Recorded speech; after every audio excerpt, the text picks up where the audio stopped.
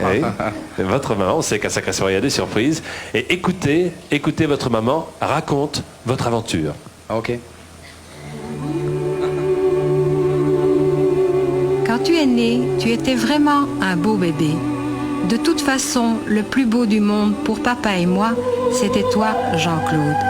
Nous menions une vie de famille simple et unie, vacances au bord de la mer, celle du Nord et de la Méditerranée. Tu étais un petit enfant très affectueux, ayant besoin de beaucoup d'attention, mais également très vif, pour ne pas dire turbulent. Déjà, tout comme maintenant, tu avais besoin d'être entouré, de savoir ta famille proche de toi. Il faut bien dire que Véronique, ta sœur, profitait parfois des 18 mois qu'elle avait de plus que toi pour te mener la vie un petit peu dure. En grandissant, tu t'amincis jusqu'à devenir un petit garçon frêle, mais qui déjà avait un rêve fou, faire du cinéma. Tu nous le disais, mais pour nous c'était un rêve d'enfant qui allait passer.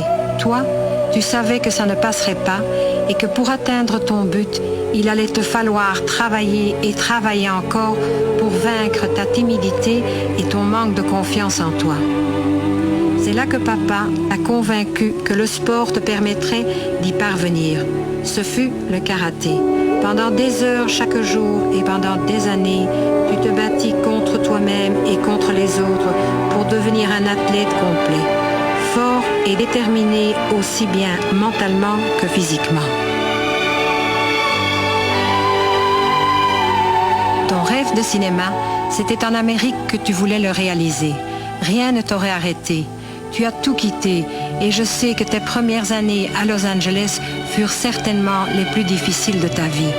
Toi, notre fils, un petit Belge, parti seul à la conquête d'Hollywood. 4 ans après, ton premier rôle, l'espoir. Grâce à ta détermination et à ton célèbre grand écart, tu arraches à un producteur plus qu'un rôle, un film. Tu avais gagné. Ton rêve de gosse, tu le réalisais, tu allais devoir te battre encore. Mais papa et moi, nous avons alors été convaincus et surtout heureux. Notre fils avait eu raison de n'écouter personne, d'être fou. Ce dont nous sommes peut-être le plus fiers, c'est que tu sois resté le même, toujours aussi proche de ta famille, de tes enfants, Christopher et Bianca. Christopher, en qui j'ai l'impression de te retrouver petit.